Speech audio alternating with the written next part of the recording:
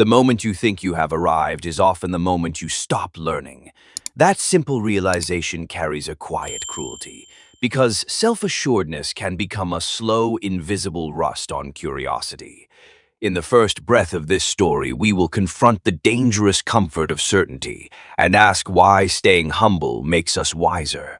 Beginners find themselves powerless against arrogance, but beginners also carry a luminous advantage. This video starts with a single idea: keep the mind open like a blank page, ready for new ink. If that sounds idealistic, stay with the contradictions because the real value is practical and paradoxical. What exactly is a beginner's mind, and how can we describe it simply? At its core, beginner's mind means approaching experience with openness, wonder, and fewer assumptions than expertise often carries. The idea is not ignorance, but a cultivated receptivity that treats learning as an endless journey. In Zen, this orientation has a name, which literally means beginner's mind in Japanese. Shoshin insists that every encounter can be fresh, even for the skilled and learned practitioner. Over the course of this video, we will move between philosophy and practice so that Shoshin becomes usable and not merely poetic. The roots of beginner's mind live in centuries of Eastern thought and modern psychology alike. Zen teachers like Suzuki Roshi popularized shoshin in the West, placing curiosity above accumulated doctrine or technique. This lineage teaches that humility is not self-deprecation, but the soil where insight grows. Historically, Western philosophers also flirted with similar ideas in different guises, emphasizing doubt and inquiry as methods of truth-seeking. Socratic questioning, for example, thrives on knowing how little one actually knows. Recognizing intellectual limits becomes the doorway to deeper understanding, rather than a barrier to confidence. Beginner's mind sits in an uneasy relationship with expertise and mastery that we all admire.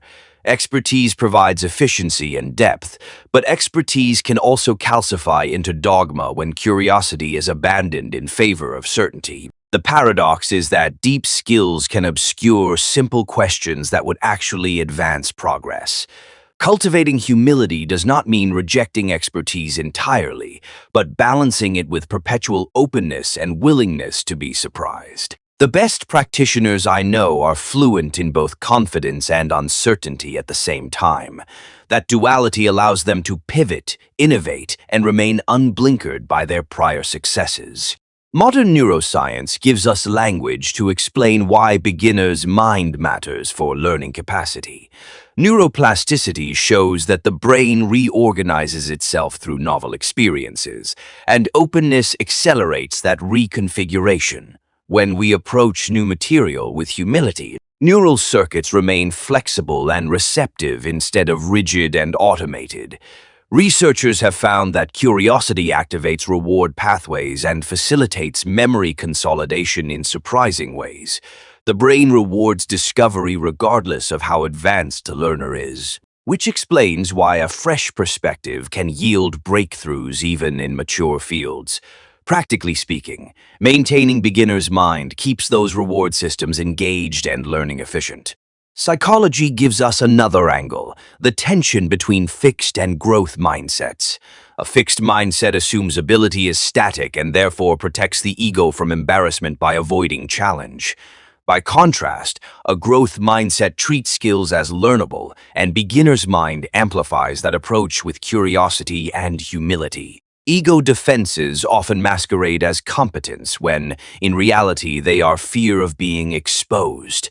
Beginner's mind dissolves that defensive posture by reframing mistakes as discovery rather than failure. In this reframing, humility becomes a cognitive tool for durable improvement rather than a moral badge of meekness. Humility, in this framework, is not groveling but a disciplined stance toward reality and evidence.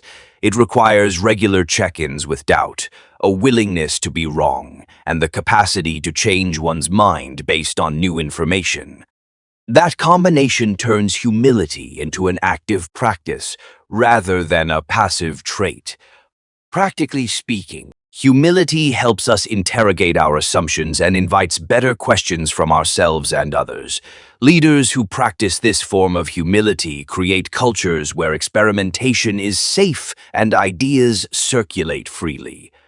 Over time, that cultural atmosphere often yields more resilient organizations and creative breakthroughs. One of the simplest practices for cultivating beginner's mind is asking naive questions with genuine curiosity. Asking why repeatedly forces our brains to unpack assumptions and reveal hidden premises beneath our certainty. The technique is simple but terrifying for those invested in appearing knowledgeable at all costs. Another approach is to verbalize what we don't know and to treat uncertainty as a shared starting point. Saying, "I don't have the answer yet. Let's explore it together," invites collaboration and lowers defensive barriers. These conversational moves reconfigure social dynamics so that learning becomes a group activity instead of a performance. Journaling can be a powerful discipline for maintaining openness and tracking changing beliefs over time. Recording questions, hypotheses, and the details of small experiments creates a visible trail of growth that humility can inhabit. This externalized record reduces the shame of being wrong because errors become data points rather than moral failures. A structured journal practice can include daily curiosities, surprising observations, and mini postmortems of experiments that didn't work as planned. Over months and years, this practice builds meta-awareness about how your understanding evolves. That perspective itself is a form of humility because it acknowledges the provisional nature of current knowledge. Deliberate practice and beginner's mind may sound like opposites, but they are actually complementary when done correctly. Deliberate practice requires focused repetition and feedback, while beginner's mind requires an openness to new feedback that alters practice. Combining both means applying rigorous effort while refusing to assume that past methods are final. A musician, for example, might practice scales with focused discipline while also asking fresh questions about tone and phrasing every week. That mixture of rigor and curiosity generates both skill and adaptability. The result is a performer who maintains technical mastery without losing creative surprise. Failure becomes an instructional moment when beginner's mind is present, rather than a verdict on identity or talent. Treating errors as experiments allows us to isolate variables and design better next attempts. This experimental attitude transforms setbacks into the primary engine of improvement over time. To apply this method, keep failure small and feedback fast so you can iterate quickly and learn what works. The velocity of experiments is more informative than the size of any single failure. Through constant micro-adjustments, the trajectory of learning bends towards consistent improvement. Social dynamics complicate humility because public competence often gets rewarded more than candid uncertainty. In many contexts, admitting ignorance risks status or respect in the short term. Beginner's mind asks us to evaluate long-term value over short-term impressions, prioritizing learning over immediate prestige. Practically, creating environments where questions are valued requires explicit social signaling from leaders and peers. Rituals such as question rounds or what went wrong sessions institutionalize the acceptability of doubt. Over time, these practices shift norms so that curiosity becomes a currency rather than a liability. Leadership is one of the clearest testbeds for beginner's mind because power attracts certainty like a lens attracts light. Leaders who refuse curiosity often drive organizations toward brittle dogmas and fragile success. Conversely, leaders who publicly model humility encourage experimentation and build resilience across teams. This kind of leadership requires deliberately showing the process of learning, not just the outcomes that look impressive from the outside. It means soliciting criticism and rewarding iteration instead of only celebrating final victories. When leaders embrace shoshin, they make humility contagious and profitable in the long run. Creativity thrives where expertise meets openness because familiar frameworks are then interrogated and recombined. Innovators who hold beginner's mind can see opportunities in places seasoned experts dismiss as settled. That tension between knowledge and naive produces the cross-pollination that fuels original ideas and unexpected solutions. Creative practice benefits from constraints that force new thinking, but also from a playful attitude toward those constraints. Treating constraints as puzzles rather than limitations keeps the mind nimble and willing to tinker. The practice of beginner's mind turns the creative process into a perpetual laboratory of possibility. Education often rewards correct answers and penalizes uncertainty, which undermines the cultivation of beginner's mind. Schools and training programs can unintentionally teach students to hide what they don't understand. If education instead taught learners to celebrate questions and iterative failure, learning would become deeper and more durable. Some progressive educational models now emphasize project-based learning and reflective assessment that align with shoshin. These practices give students permission to explore without immediate performance pressure. Over time, such approaches produce learners who are adaptable and motivated to keep growing beyond formal schooling. Technology amplifies both the reach of expertise and the danger of overconfidence at the same time.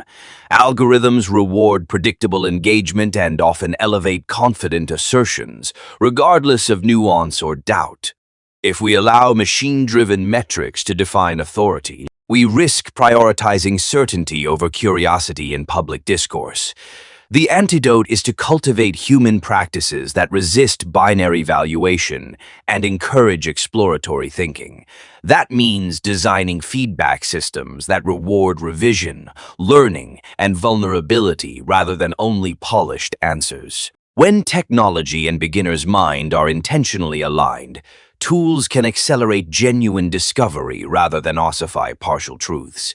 Rituals can scaffold the habit of openness, making beginner's mind easier to sustain across busy lives.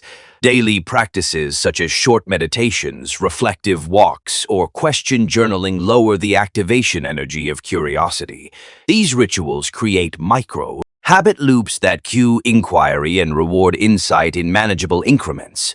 One useful ritual is the 5-minute question at the start of your day where you write down what confuses you and what you want to learn. Another is to set a weekly experiment with clearly defined small risks and rapid feedback. Over months, these ritualized habits compile into a durable orientation toward learning for life. Mindfulness practices dovetail naturally with shoshin because they train attention to the present with less judgment attached. Mindful observation reduces the mental chatter that convinces us we already understand complex situations. With calm attention, we notice novel details that experts often overlook because they are busy confirming existing models. Simple meditations focusing on breath or sensations can widen the aperture of perception in ordinary life. Pausing between stimulus and reaction creates the space where curiosity can arise rather than being crowded out by reactive thinking. In that space, beginner's mind finds both calm and clarity. Beginner's mind can be mistaken for imposter syndrome when it coexists with self-doubt and paralysis. The critical difference is that beginner's mind is curious and action-oriented, even while admitting uncertainty. Imposter syndrome immobilizes by insisting fear defines ability, whereas beginner's mind uses doubt as fuel for exploration. To transform anxiety into curiosity, practice reframing intrusive doubts as useful data instead of verdicts. Ask yourself what small step would test the thought you fear, and then act on that test quickly. This tactical humility provides a path out of immobilizing worry and into productive learning. Long-term learning requires systems that outlast moods and momentary confidence, and beginner's mind helps structure those systems wisely. Spacing practice, interleaving topics, and reflecting on errors create a scaffold for continuous growth. When curiosity is institutionalized through routines, learning becomes part of identity rather than a sporadic hobby. Micro-habits such as 20 minutes of reading a day, weekly synthesis notes, and a monthly experiment help sustain a learning trajectory. These small, consistent inputs compound into intellectual capital over years and decades. Beginner's mind ensures that capital is flexible and can be redeployed in new circumstances. Stories often reveal the value of beginner's mind through real people who stayed curious despite accolades. One notable example is a scientist who changed fields by asking elementary questions that experts ignored. Another example comes from an artist who disrupted conventions by returning to naive techniques with mature perspective. These cases are not miracles, but disciplined recombinations of skill and openness applied over time. What looks like sudden insight is usually the result of sustained humility and persistent inquiry. The narrative of breakthrough becomes intelligible when we see it as the endpoint of many small, curious steps. Beginner's mind is useful in relationships because it allows us to meet people without preconceived scripts. Approaching conversations with fresh curiosity uncovers layers of other people's experience that stereotypes often hide. This openness cultivates empathy and deepens connection, turning routine interactions into opportunities for discovery. Practically, listening practices like asking open-ended questions and summarizing what you heard reduce misunderstandings and increase mutual trust. When both parties adopt this stance, conflict resolution becomes collaborative rather than adversarial. The social payoff of humble curiosity is more satisfying relationships and a richer social world. Obstacles to practicing beginner's mind are often structural and psychological, and they require different strategies to overcome. Time pressure, status incentives, and cultural norms that reward certainty all conspire against openness. Addressing these requires both personal habits and collective changes in how success is measured. One practical technique is to create small protected spaces for uncertainty, where no immediate consequence follows experiments. Another is to explicitly reward curiosity in performance reviews and social recognition. These changes help shift incentives so that humility and learning are not punished, but instead actively cultivated. When we synthesize the philosophy with practical tactics, a clear pattern emerges about what sustains lifelong learning. Beginner's mind is not a romantic escape, but a disciplined orientation combining curiosity, ritual, and feedback loops. Applying these elements creates an ecosystem where knowledge remains provisional and adaptable rather than fossilized and brittle. This philosophical practice also changes how we evaluate success, shifting emphasis from being right to being responsive and improving. Such a shift has consequences for careers, relationships, and civic life because it rewires incentives towards exploration. In a world that prizes quick answers, cultivating beginner's mind equips us to ask better questions. Applying beginner's mind to life decisions changes how risk and opportunity are perceived at scale. Instead of treating major choices as definitive endpoints, we can design them as experiments with built-in learning objectives. That mindset reduces paralysis and increases the probability that choices will adapt to new information and conditions. For example, career changes can be structured as exploratory sprints rather than wholesale abandonments, providing a safer way to test fit and interest. Relationships can be approached as evolving projects with regular check-ins rather than one-time contracts of expectation. In each domain, beginner's mind converts anxiety into manageable inquiry. Practically, staying open requires small daily rituals and courageous social choices that buffer against complacency. Saying, "I don't know yet," publicly and scheduling time for curiosity sends strong signals both internally and externally. These tiny acts accumulate and protect the mind from the slow creep of arrogance. Another practical tactic is to surround yourself with people who are comfortable being wrong and curious at the same time. Peer groups that model shoshin provide continuous feedback and normalize exploratory behavior. Over time, the social thermostat of your circle matters more than isolated acts of humility. There are risks to leaning too far into openness without the ballast of competence, and the balance is delicate but achievable. Radical novitu can waste time and repeat avoidable mistakes if not anchored in disciplined inquiry. The pragmatic solution is to alternate focused skill, building sessions with exploratory curiosity so that neither pole dominates your practice. Beginner's mind integrated with competence becomes a formidable engine of long-term growth and resilience. In this configuration, humility accelerates performance because it keeps you sensitive to evidence and willing to pivot. The trick is to create routines that maintain both skill and openness in steady proportion. Ultimately, the philosophy of beginner's mind returns us to a human truth about meaning and change. Life is a series of transitions that reward those who keep learning and discard the illusion of final answers. Humility is not surrender to randomness, but a committed strategy for remaining engaged with a changing world. If we choose to practice shoshin, we inherit a life that is richer in surprise, more resistant to hubris, and consistently open to improvement. That is the real ethical and practical payoff of beginner's mind, a life that learns its way forward instead of resting on yesterday's laurels. The last lesson is simple and radical. Stay curious always, and let humility be your compass. If this video gave you a new perspective, consider making one small change today to practice beginner's mind.